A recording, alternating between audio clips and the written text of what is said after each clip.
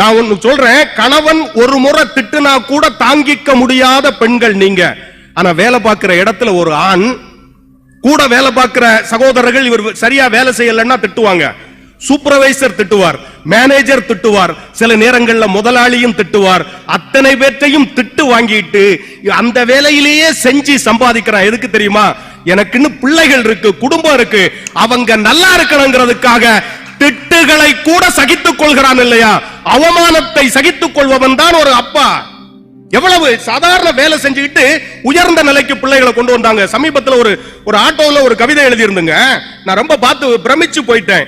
தன் பிள்ளை புத்தகப்பை சுமப்பதை பெருமையோடு பார்த்தான் சுமை தூக்கும் தொழிலாளின்னு எழுதியிருந்தது.